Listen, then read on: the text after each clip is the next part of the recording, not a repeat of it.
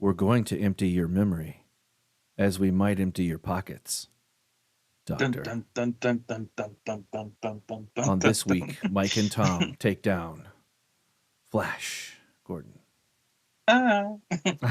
Yeah, so okay, that was my pathetic attempt at introing, but I got frustrated with the silly Mhm. Murph AI that we were doing. Anyway, before we get too crazy here, I'm Mike. Yeah, I'm Thomas. And hey, Uh, Mike, I want you to check the angular vector of the moon for me, if you could. uh, uh, oh, looks like we're on course. Looks like we're on track. Yeah, so you'll be seeing much more of our ad lib in our Mhm. poetry circle that will be coming. No, I'm just kidding. No. So what's this going on here? So last week we had a little dip in the '80s time machine again. We have that time machine, that '80s time machine, pretty warmed up, ready to go for a lot of our stuff lately. Uh, but Yeah. uh, but in this week, this is no different. we're uh, Mhm. we're gonna be jumping into the depths that is Flash Gordon. But first, before we get too far down the line, I just wanted to say, hey, thank you to the 61 people who decided to put us on their radar and come back every week after week, and also probably who knows if you're out there widen free, it would be great to see your comment, like, subscribe. And I was just gonna say I had a quote. I need to get it ready to go, so I'm better than this. But remember, when you subscribe, you will always be in the first row, guaranteed. So thank you so much for those folks again, as I was saying before, who decided to subscribe and rejoin us every week. We still love to break 100. But that's probably not going to happen. We'd be lucky to maybe break 62. But all things being equal, Yeah. this is the first, the last Nerdom. This is basically me and Thomas's show, and we've been doing it for 2+ years now. And we basically cover whatever we want, essentially. Sometimes it's loosely themed, and when we play improvisational jazz with the world, so to speak. Not very well, but we are good all the same. You can also check us out on Twitter, and but mainly YouTube. And with that, I guess I should be, if the videos that we're talking about here, I just want to take a moment or two, and then we'll get into the main event here. Uh, the last one we did was They Live. I really enjoyed that. That was fun. And the one before that was bugging out with Terraform Mars. Takashi Miike's one of his many films. We enjoyed that quite a bit, and also we also have a little bit of Mr. Timothy Chalamet's Bones and All, and that's relevant because I think to the third trailer to Dune Part Two, as we always like. I will always find a good excuse to talk about Dune, and I know you will too. But I think they released the third trailer officially, like maybe 4 or 5 days ago, something like this. This is Sunday that Yeah. we're recording this now, and it'll be out a little bit later this evening. But yeah, anyway, I just wanted to kind of call that out if you don't like something that we have right away. Got that got that in the thing. Kudos to you if you can tell me what the title was if you were paying attention, and then we'll give you bonus points. But in any case, I think I've plugged our show long enough. Do you want to say anything before I break away? Before we get into our main thing about our recent shows, or call out your favorites, or whatever, as we Mhm. round up here to the Yeah. end of 2023. Now, yeah, I did a video where I was going halfway through the Malazan books, and I'll be doing a follow up on the next book, the seventh book, Reaper's Gale, here shortly. So look out for that video as well. My reactions to that book, it'll be spoiler filled. So unlike my halfway through, which was very, very spoiler free, maybe just minor ones if you didn't want to know absolutely nothing about the series. But yeah. So I Flash Gordon was my pick. When it's getting close to Christmas as we record this, so yeah, and Christmas makes me think kind of, lighthearted, goofy movies, and Hmm. Flash Gordon very much fits the bill. It's sort of a campy, over the top kind of movie. with a lot of goofy one-liners, and definitely doesn't take itself seriously. About a football star that gets mixed up into this crazy Ming the Merciless emperor trying to destroy the earth. He has to fight against him, and yeah, and it is based off a 1930s comic serial comic strip, and yeah. So yeah, I'd seen this. Actually, I never saw this in the theater when it first came out. Yeah, I back in the day, you were at the mercy of your parents' willingness to go to the movies with you or drop you off. And we had a local movie place, and if the movie wasn't showing there, then we would have to have them drive into town, drive into the big city and to see a movie, and that was a bit of a rough thing. So I don't think it ever came to my local one. I ended up buying the big oversized comic book of the movie, and I remember reading that over and over until I finally got to see the movie. But what's your history with the movie? Yeah, so I never saw the movie before this point. And it was one of the ones that my dad and I did not see, like when I was a younger kiddo. A lot of my dad's influence played a big part. That and my friends also growing up as like any a kid, preteen, teen, whatever, young adult, as it were, as I was. But yeah, so I never really I'd seen clips of it before, but I never actually like watched it. Although Mhm. I was familiar with the material. I don't think I read any of the books or saw the comic books either, for that matter. Mm-mm. But I did have a Nintendo back in the day. And of course, back in the day, you just couldn't, you were limited to what your personal family library was for video games because it was very much a shared device. Now, I was the oldest sibling growing up, so that meant that I really didn't have to share too much of course, until they kind of came up a little bit later. By then, I was already on other things, but I always remember having a few games, besides the one that came with the Nintendo Entertainment System, which was Flash Gordon, Fester's Quest, and I think there's a third one I'm missing there. But in any case, I remember I playing the game. I don't think I conquered it, but it's very well possible that I got pretty darn well close. I probably died and got mad, and I probably didn't revisit it for a long time because it was for whatever reason, and it's not that I had a overwhelming love for the game either. It was just like you play what you have back then as a kiddo. Mhm. Aside from that, and then of course coming up as an adult and as my own person and developing my own taste, I developed a very severe case, a terminal case of sci-fi book nerddom, Mhm. as it were, and over and over and over again, anything on the big screen, especially, it always calls out or talks about, the foundational kind of elements, where this campy, the plot. I had a quote Mhm. here. It's very campy. I think that's a great way to kind of describe it. But it's basically it's got a plot barely thicker than an American cheese slice. So as long as you go into it, it does a lot of other unique things that definitely influence the genre of science fiction on the big screen Mhm. and small screen forever once it came out. So I know we're probably going to get into the history of it. So I have I definitely, this was fun. If you're a sci-fi nerd of any stripe, this is an easy, is it the greatest greatest film I've ever seen? No. But again, it's cheesy, it's silly. It's got Mhm. hammy acting, it's got very Mhm. bizarre, Mhm. unique Yeah, visuals. yeah, much like it's done by Dino De Laurentiis, which is Right. the famous Italian filmmaker who Yep. also spearheaded Dune.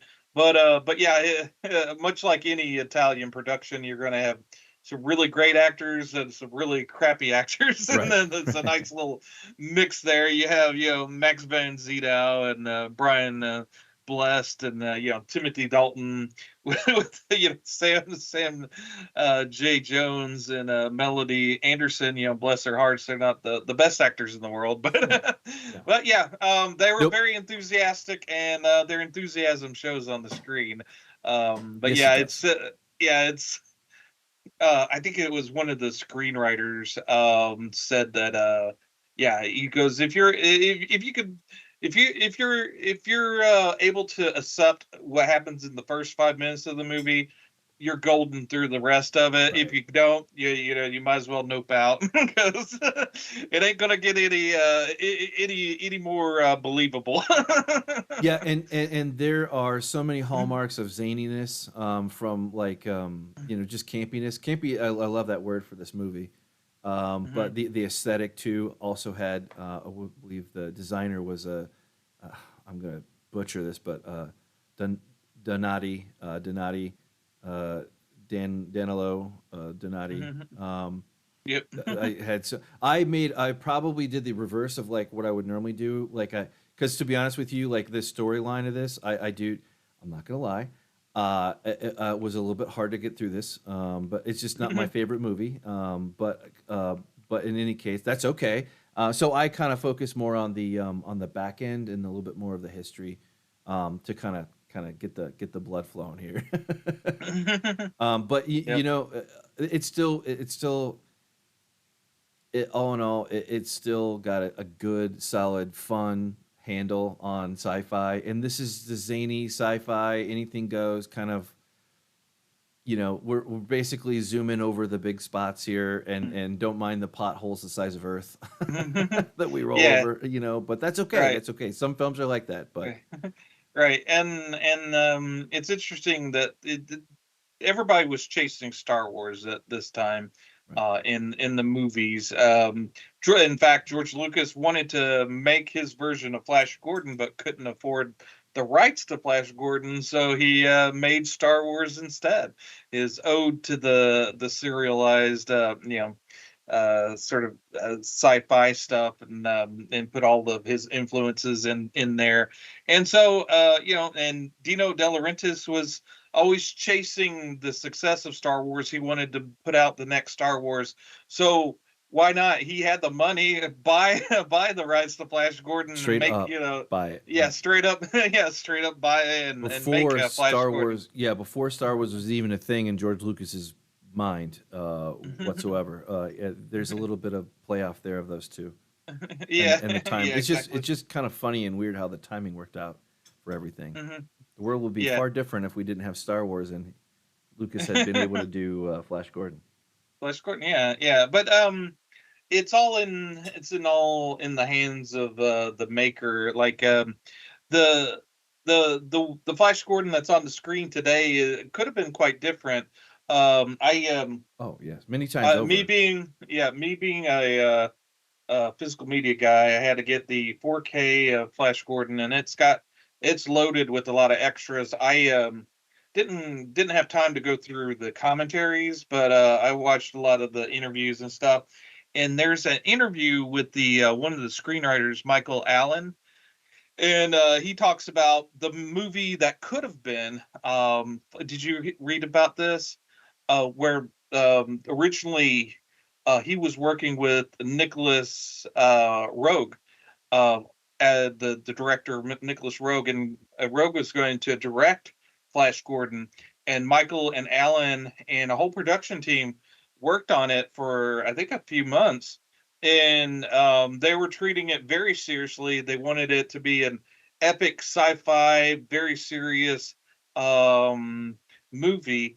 And Nicholas Roeg is known for his more experimental movies. He did the movie with David Bowie, The Man Who Fell to Earth, and it was going to be Roeg's first big budget Hollywood movie, and he's very excited about it. And and so was the screenwriter Michael Allin, and he was talking about how it was epic, almost like the Bible. Now, whether or not the movie would have been that amazing, who knows? Who knows? It's a lot of what ifs, and right. and what could have been. Right. But I it would I have would been. probably reserve that for Dune.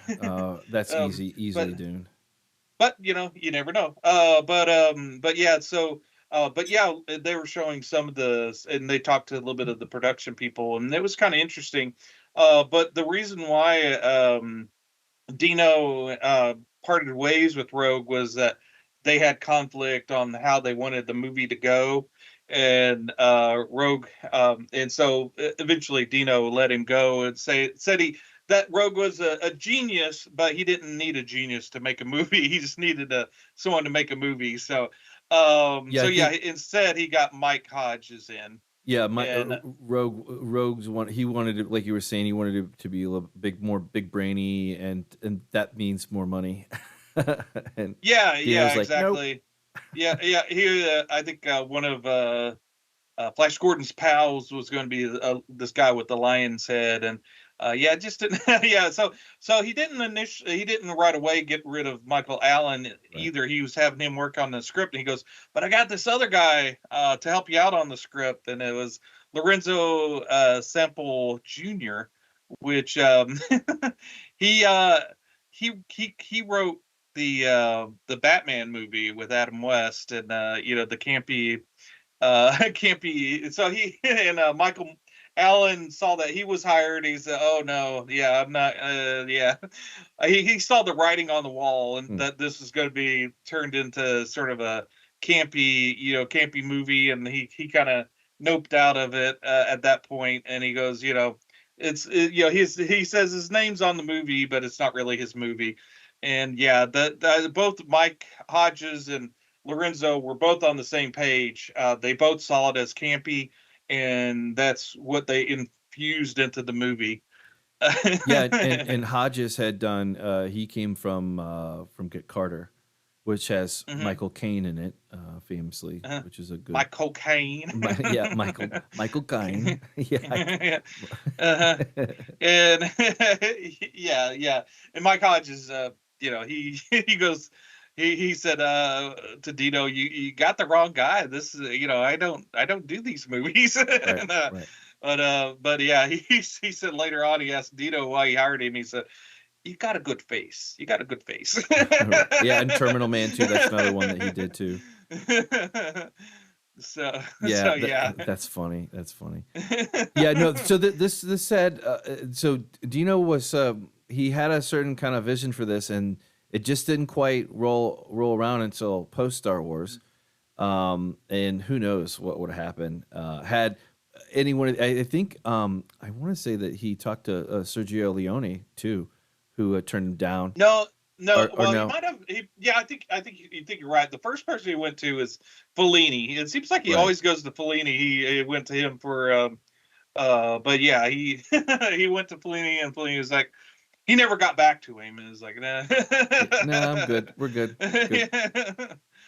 But yeah, that would have been interesting. But yeah, I think he went through a list of them. Yeah, I think Sergio might have been in one of them that he talked to. But yeah, so Right, they and they finally. Mhm, Simple was also in. He worked on Batman, like '60s Batman, campy Batman. So like he mhm. understood what was going on. He understood what presumably what Dino was dropping, I guess. Well, see, that's the weird thing is that Dino thought they were still making a serious Flash Gordon movie, which Michael Hodges and Lorenzo uh, steered it more towards the camp, Mm. and they brought in Queen to do the soundtrack.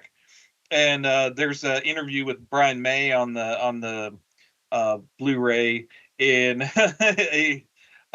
one of the quotes was that Dino was supposedly quoted as saying, "And who are these queens?" And That's funny. but Brian May said that he remembers taking the music to Dino, and they were playing the soundtrack, what they'd recorded so far, and he just kind of sat there with a frown on his face. And then when the Flash Gordon theme that came on, and they were really excited about that, they thought Hmm. they did a real good job on it, and his frown even kind of darkened a little bit more. And then afterwards he goes, this is So good, it's good, but it's not for this movie. The movie more serious.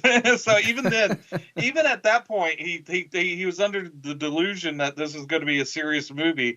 Something like Star Wars, that takes itself a little bit more seriously. And then, but then Mike Hodges was with them at the time, and Mike was going, don't worry, to Brian May, we'll smooth things over, and they said by the premiere of the movie, Dino came back up to Queen and was like, it's marvelous, it's perfect, it's perfect. So That's so awesome. everything was good afterwards. Yeah. Yeah, but yeah, from the start to the finish, it is what it is. It's very iconic. I'll put it that way.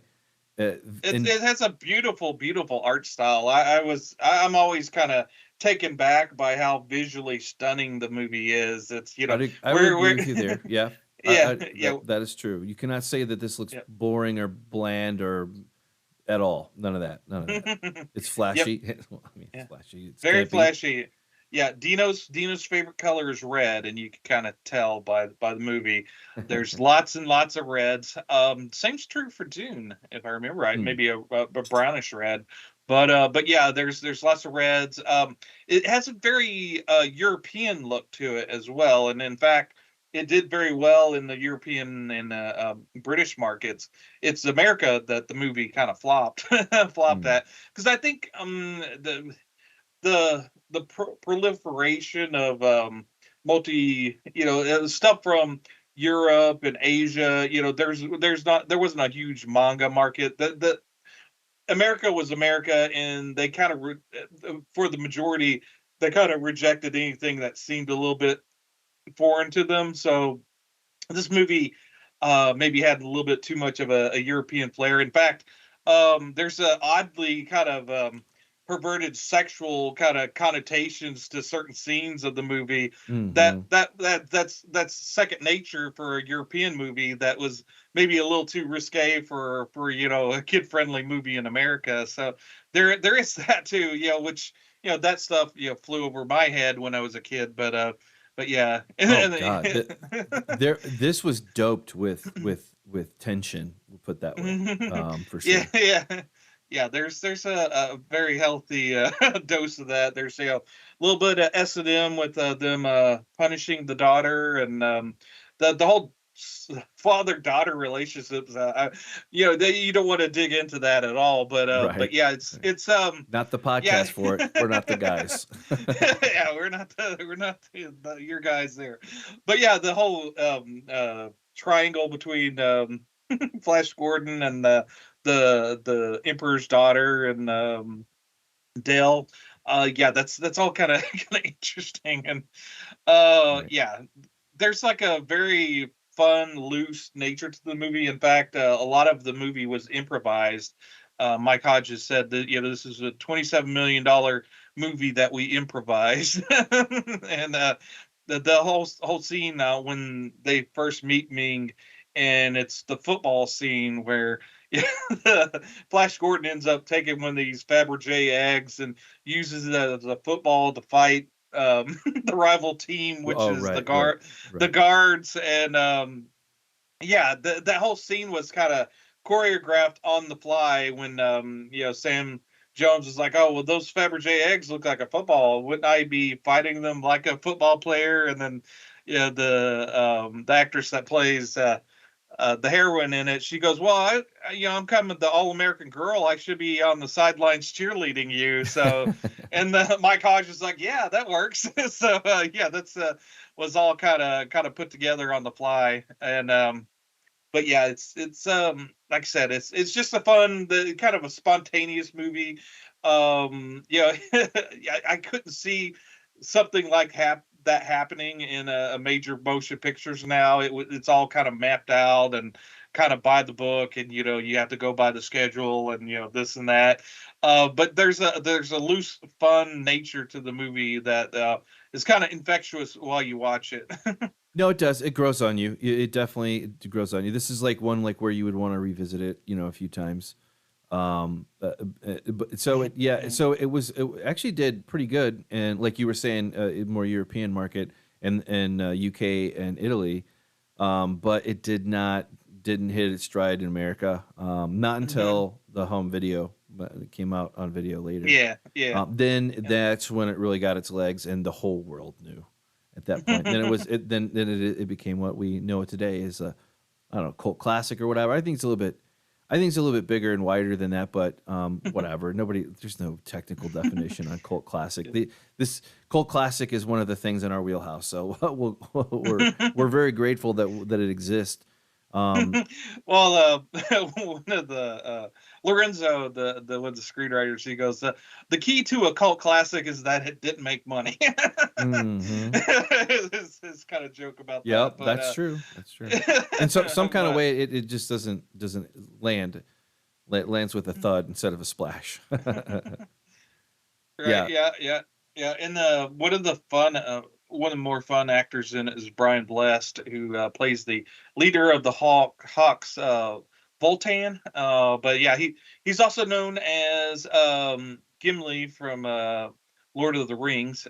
Brian Blessed. He's a wonderful actor, kind of very boisterous, kind of larger than life. I enjoyed the interviews he gave, and there's a commentary track where he talks about the movie. A solo commentary track, which I'm very tempted to watch that because he's such a lively guy. And in his interviews, he said that that all those big suits, like the main actress and Max van Sydow and all the women, they had the huge outfits, and they weighed, like, I think the Ming's outfit, one of them weighed like 60 pounds that he was kind of lumbering around in. And I think the ladies' outfits were like 30 pounds. But the dwarves, there's like a group of dwarves in the movie, and in this big palace scene, and they were on these ungodly get-ups as well, and which were very heavy, and they were sitting there, those little guys that sweating, dying. And Brian Bless, he goes, I tried to make it fun for them, so he kept cracking jokes, and he would yell at Mike Hodges, "Get those dwarves! They're in my line of sight! Get them out of the scene!" And he goes, you could hear him going over there.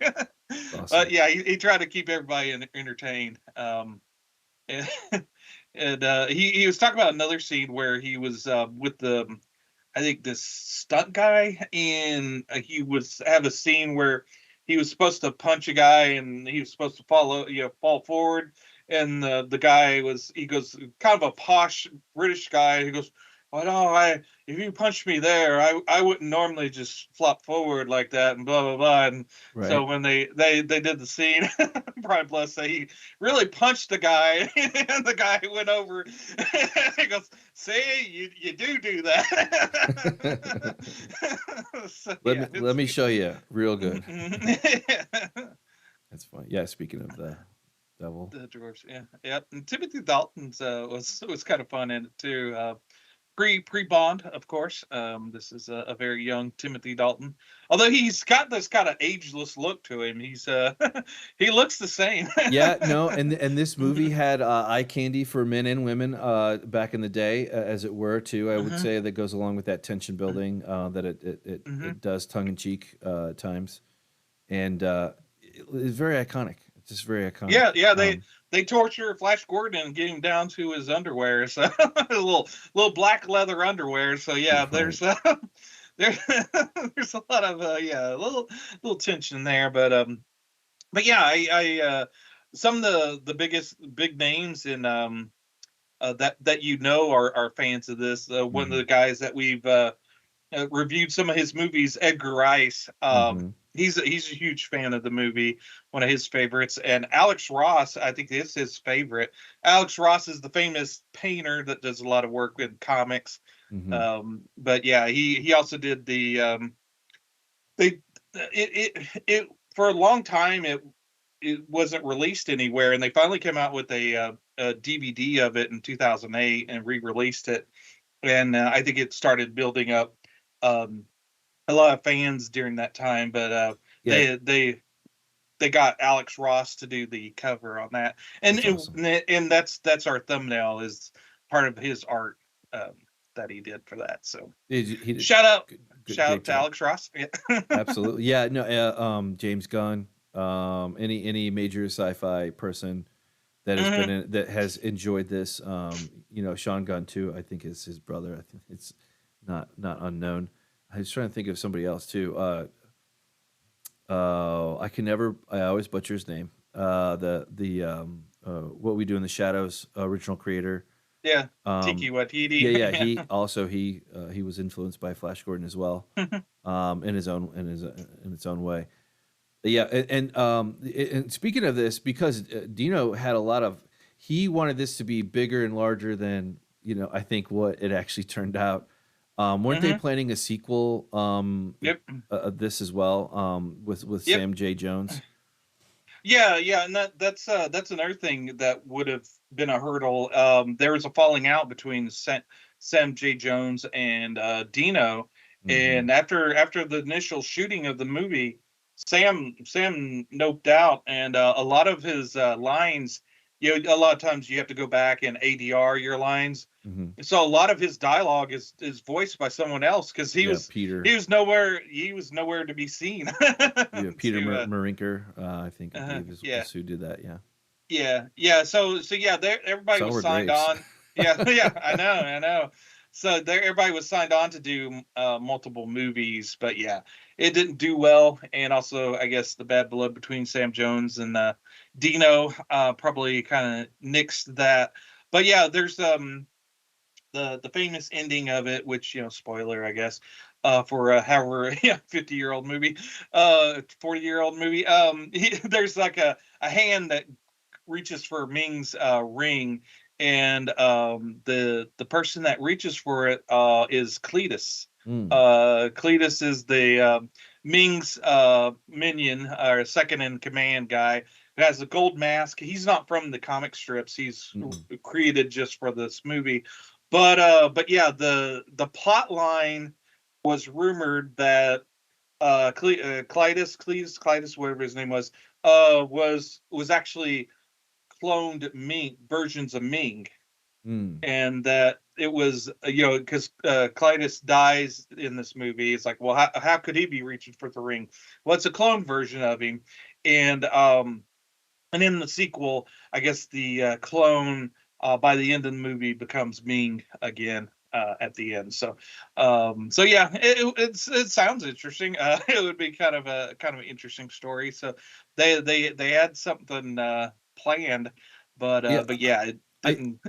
I think if this would have come out sometime in the 70s, like the aesthetic that it has a strong shades of, like a lot of early 80s movies that were we were figuring out what the 80s looked like back then, because this came out in 80, and they filmed it in 79. But I wonder how it would have done, maybe if it would have done, gone on 10 years before, or even 5 years before Star Wars anyway. Like even maybe that date. I wonder. I can't help but think that it might have had a little bit of a better shot.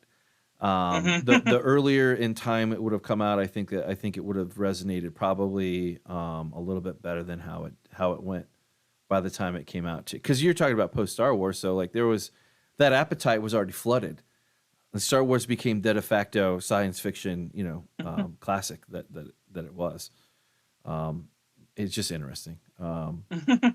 Yeah, and the thing is, with everybody, everybody wants to came out with the same flavor. Even the Hollywood wants to ape whatever is popular, but the audience wants something fresh, something new. They have their Star Wars. They want something a little bit different. So yeah, we were hungry for something like Star Wars, but something different. And so you have to kind of find that thing that differentiates you, and you can't. You have like a that's true for music as well. You have one successful band, and you have 10 others trying to do the same thing. That the original band's going to be the one that hits off big, and then the other ones to lesser and lesser success. Another tie to Star Wars with this movie is there's like in Ming's arsenal, he has these group of guys that have these glasses with these videos on it, which is, I guess, his security that sees what's going on. And they're all bald with these specs on, and one of those guys, those guys right there. One of those guys is played by the guy who plays Lobo in Empire Strikes Back. Lando's second in command that has the ear things. Right. he has the eye things in this movie. So it was kind of a interesting. The guy's name is John Hollis. One of Clytus's observers with the imager device on their face. Yeah. Yeah. Oh, and I see where. Yeah, Dino De Laurentiis considered hire Sergio Leone. Yeah, and Leone didn't do it because the script wasn't faithful to the original comic. But you were talking about Donnell, the guy who is the production designer on the movie. Yep. Mike Hodge talks about him. He says a wonderful, wonderful guy, but he would come up with these sets, and he goes, this is supposed to be taking place in the trees. You build a set that's that looks to be underground, and he goes, yeah, it's good underground. He goes, but that's not in the script. It's he goes, I don't read the script. I don't read the script. So he famously, the production designer never read the script. He just kind of made what he wanted. So yeah, it's sort of a kind of loosey-goosey kind of movie. In fact, the very end of the movie, they had no idea how to end it, and the famous scene where Sam Jackson just jumps in the air and says, "Yeah." That is so funny. That is hilarious. That is hilarious. It just when you did that, it cut out. But go ahead. Go ahead. Let's rewind it and let you do it again. He goes, yeah. That was all improvised by Sam Jones. Yeah, that's weird. I kind of stuttered on that, but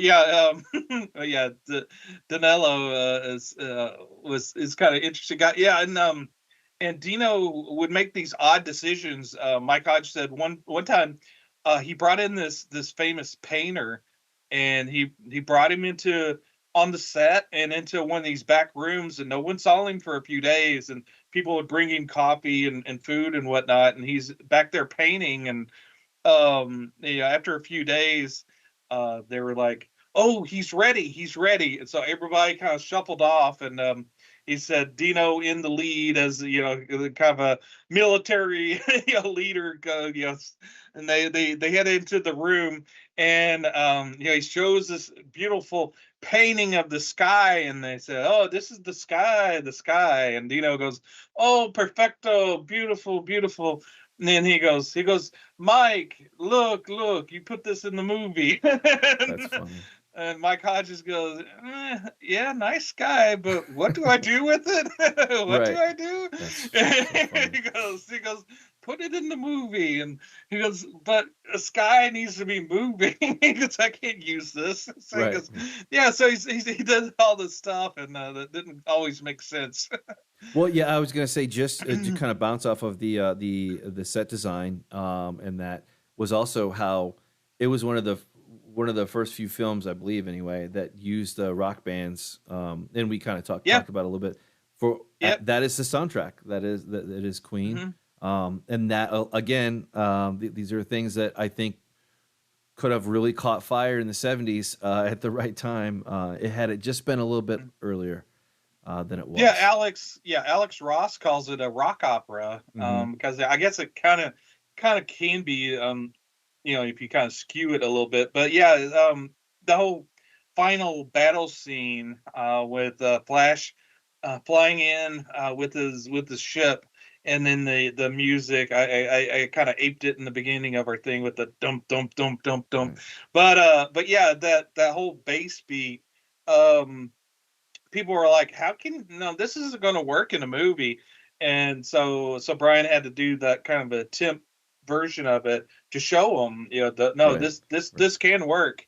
And so it kind of showed that rock music can be used as a soundtrack, and it's odd that we don't have more movies that take advantage of that to this day. I mean, everybody goes for the orchestral thing, but you're more likely have the synthesizers, but having a band there is kind of engaging. And Brian said, the back then, you didn't have all these computers and whatnot. What they did to record the music was have the movie play, and there's like a white wipe through the screen to show you when they were supposed to start playing. So they're playing live, recording live. So he goes, there's wow. there's that live feeling to it, that you can't get from just that sterile reproduction of something. But yeah, he said that's you get that exciting live feel. So it is almost like a rock opera, being performed live as the action's happening. That's pretty cool. that has a whole that adds such an organic layer to it. Whether you're listening to the album or you're watching and listening, obviously taking it all in, or even just maybe throwing it on and listening or reading the comic book or the story, whatever your preference is. But it inspired countless directors, writers, all the way up, and it will continue to as it goes on another 40 years. Definitely, it's older than me. I'll give it that, and it's just very interesting how these the other thing too about the acting. Yes, it's a little bit. Yes, it can be. Sometimes the acting is hammy, but you know what though. Everyone seemed like they were enjoying themselves. In this, like you can tell like where it's for, like where the main lead and the other and the supporting actors, they don't have chemistry or they don't have kind of a thing. It sticks out like a sore thumb, like some actors.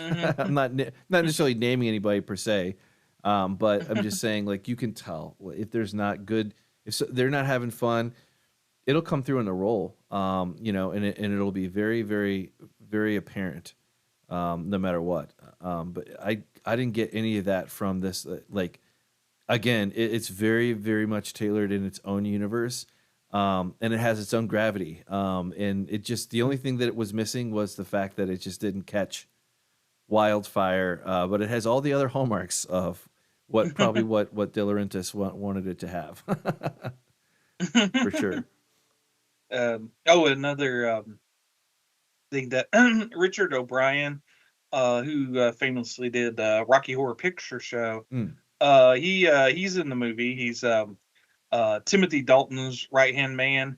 But in the Rocky Horror Picture Show, the first song that he does in the movie references Flash Gordon. So I guess as a kind of a nod to it. But he didn't have a whole lot of fun making the movie. Right. But there's like the cool thing about the Blu-ray is there's an Easter egg on it. It doesn't say that O'Brien's on here interview. There's like a minute little clip of an interview they did with him, but it's hidden. You have to kind of click off on the screen and find the Easter egg, and it's him talking about how he would mess with the actors by sitting in their personalized chairs. Like Topol, the guy who plays the crazy doctor in the movie, he was sitting in his chair next to the director, Mike Hodge, and he said you could see the actor kind of making kind of sour faces that Richard O'Brien was sitting. How dare he sit in his chair? And as he started walking towards him to say something, and he turns, and O'Brien he turned to Mike Hodges to go, and we. Are you doing lunch? He goes, and Mike goes, yeah. He goes, let's go do lunch together. And Mike goes, oh yeah, okay, yeah, sure. And make himself look more important than I guess he was. Funny.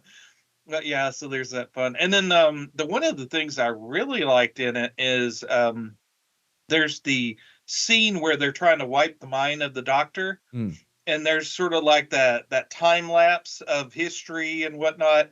It's done really, really well. I like that whole sequence with the almost like you have the images of Einstein and various historical figures like Hitler, and then you have like they're mixed in with the visions of history and like monkeys and different things, and Right. flipping through those faces and the monkeys, and that it just was kind of surreal kind of a look to it. And I was trying to look to see who did that. I saw that on IMDb, but the Mike Hodge didn't actually film that part. Is a guy that does actual time lapse video, and yeah, it's really stunning. If you're really into like time lapse stuff, that's really kind of a cool thing to see. And it's also intermixed with the doctor's history as well, and they've got little things. It kind of makes it out like maybe he's Jewish as well. Oh, yeah. It's Dennis Postel that Okay. did that, but yeah, it's really cool. And I think they said that they used some of the some clips from the actor's films from before, kind of intermixed with that, to give him a little bit of history. It's kind of interesting. I never heard of him before. Topol, the guy who plays Dr. Hans Zarkov. Yeah, same uh, here. yeah, one of those guys that just needs one name for his name. It's pretty crazy. And yeah. Yep, you're right. Yep. You're right. Yep, Fiddler yep. on the Roof. Yep. Okay. For your eyes only. Okay. Interesting. Yeah, Okay. yep. Who's married to? Okay. Well, oh, that's interesting. Sequest 2032. That's funny. That's funny. Nobody knows what Sequest is. Yeah. Talk about one that didn't quite make it. Yeah, this movie has like a ton of people that have been in James Bond movies as well, but I guess that's kind of true since a lot of them they used a lot of British actors. Mike Hodges, is a famous British director, so he enticed a lot of British actors to come in. And I guess one of the big things that the elephant in the room is you got Max van Sydow playing a very Asian looking emperor named Ming. Right. Ming the Merciless, yeah. I think you I don't think it's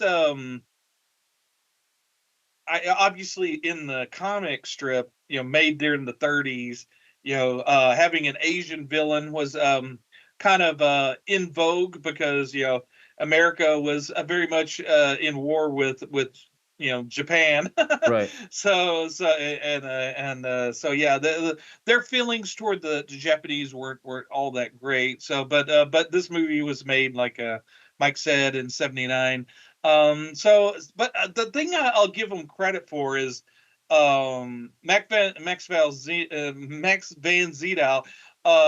He doesn't put on a goofy Asian sounding voice. He doesn't try to sound like a cheap Chinese imitation thing. He uses his theatrical he uses his British theatrical voice, and I think that raises it above like sort of whatever the kind of a race swapping kind of thing, because he it's, and also he's an alien. He's not Asian. He's an alien. So who's to say what an alien does or doesn't look like? And then it's kind of culturally diverse, in the big room, the big palace room, very with all so. the different tribes and whatnot. You have very much a very mixed group, all of them seeming to be on a level playing field, which is below Ming, of course. But yeah, it doesn't play into any stereotypes. So yeah, it's like I said, it's a fun movie that doesn't take itself too seriously, nor does it make any stupid statements or whatnot. No, and it is the quintessential sci-fi nerds film. And it's not just that, but it you could probably also like it. You mentioned it, like any good movie, it can bend genres a little bit. Rock Hmm. opera is one. That is a cultural touch point. If you are a big music fan, you might not give two craps about science fiction or Star Wars or Star Trek or any of that, but Hmm. 100% guarantee if you like Queen as a rock band, you're gonna have some kind of special affinity for this, and maybe even the movie too, Hmm. as Yep. like maybe a one off as Yep. it goes. But this has got Yeah. And it's got something for everyone, mhm. especially it's just if you're like watching this and you're like and you're kind of like that meme like, oh, I've seen that, you know, it's because it Mhm. was more than likely taken from this or aped from it, and it Mhm. was done very well. Mhm. So the Yep. fact that it continues to speak on through generations and creators is just like I said, it became its own. Yeah. It despite it did get big, like, wanted, but not quite how he wanted. Right, I'll right. say Yeah, that. it's yeah, yeah, and yeah, if Dino lived to today, I'm sure he'd be happy with the success or the Oh, but cultural impact that it has made. But yeah, and speaking on the whole rock opera aspect of it, Mike Hodge originally reached out to Pink Floyd, maybe to do the music, to compose the music. So that was kind of interesting. I saw, and also I have a rock opera in my back pocket that I'm going to pull out at one point for us to talk about. So be on the lookout for that. But that will yeah, be I fun. think That will be yeah, absolute a lot of fun yeah. for sure. So yeah, it's Flash Gordon, a fun movie. I know there's a lot of fans out there. Hopefully, it's one of you guys out there or gals. If you like this movie and have watched us this far, give us a comment. Maybe like our video, subscribe to us if you like. But yeah, we talk about fun movies. So we have lately been kind of focusing in on the 80s because there's a lot of stuff to go through. But yeah, I want to also dive into a lot of movies from the 90s. When we dip into the 70s, we don't have a whole lot of success with those videos for some reason, but we'll keep plugging away. Yeah, I was gonna say too. This one came up when I was doing some research, which was followed Life After Flash, which is a semi-famous documentary on it. I haven't seen this, but Yep. I am going to go back and watch this, and then I'll probably get an extra layer. Shame on me for not coming with better prepared facts, but what am I going to say that millions of other people who have reviewed this film what they haven't already said? But aside from Yeah. yeah, I was going to say, how did it rate for you? How did it stack up with IMDb? I think IMDb gave it a 6.5. How would you compare it to I think that? I think that's about appropriate. You know, Yeah, it's not like the best movie in the world. Like, yeah. it's a 6.57 Yeah, maybe. I might come in I might come in upper fives, but aside from that, but that's me. That's just And me. a little side note on Sam Jones. I think he's still maybe a little bit bitter towards this movie. There's some interviews with him in the Blu-ray. The little interview that they have, he's talking about his coming to Hollywood and Hmm. him wanting to be an actor. He doesn't talk any about Flash Gordon, although he's there to promote. It's when the action figures of Flash Gordon came out in 2008. Okay. And so he's surrounded by all this Flash merchandise that he's promoting, but he's not talking about Flash Gordon. And then I think Sam Jones actually came to my comic book shop a year or two ago, I think, and I didn't go see him, but people were talking about. The guys that work in the comic book shop say, yeah, he wouldn't talk about Flash at all. No one, when they bring it up, he would not talk about it. So, so yeah, Don't blame him. so Don't yeah, blame so him. Yeah. seeing the information about about the rift, I can see maybe why he doesn't talk about it. Yeah, it would be kind of interesting, and of course, these things spawn a whole life of their own. Sure, there's the other folks are related to it, but always good if you got some extra time and you've never seen this one. I'd say it's a recommend, and watch. Like I said, it's not my most favorite movie, but I do have some childhood memories of this, not necessarily of the movie per se, but of the other media that was produced from it. Wasn't all that long ago when you had a video game release, and then it was doing things that movies don't even do nowadays, like the rock opera, that sort of thing. You'll never get another Queen, a natural marriage like that ever again. That's for dang sure. But what other movie the star of the movie, the hero of the movies is in the New York Jets, Right.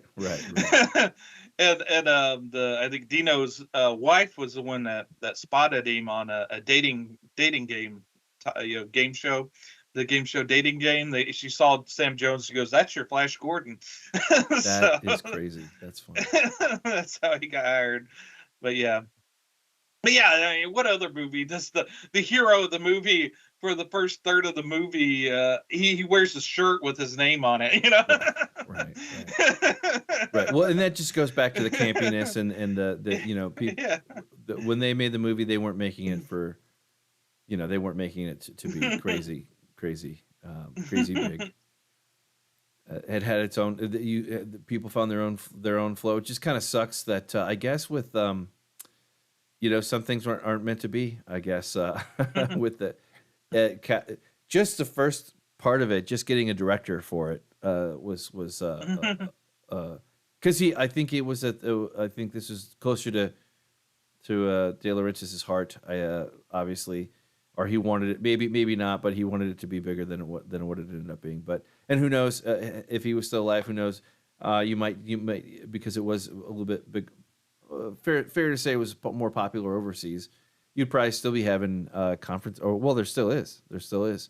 The folks that make an appearance here or there. It sounds like that whether it's Sam Jones or Melanie Anderson or whoever. But yeah, there's in this there's a reunion that they had in 2015 where most of the living actors and the director got together and talked about the movie and had a little showing of it. So yeah, that was kind of interesting. That's where a lot of the interviews came from, was during that. Indeed. Well, I don't know that I have too much more to say or to add. But did you? I think we're coming up here on the end of the caboose. Unless you had anything else you wanted to cover. No, just another shout out to Arrow Video. If you're seeing this tonight, which is Sunday that we're releasing it, or Monday, Arrow is still having their big holiday sale. It ends on December 18th. I already put in my order today.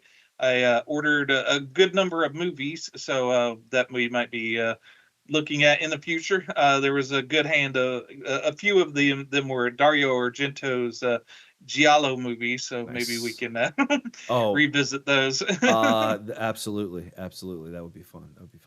Yeah, I've been Mike. I'm Thomas. Pathetic Earthlings, who can save you now? This has been a Mike and Tom production, the first, the last, the Nerdom. Peace out. Savior of the universe.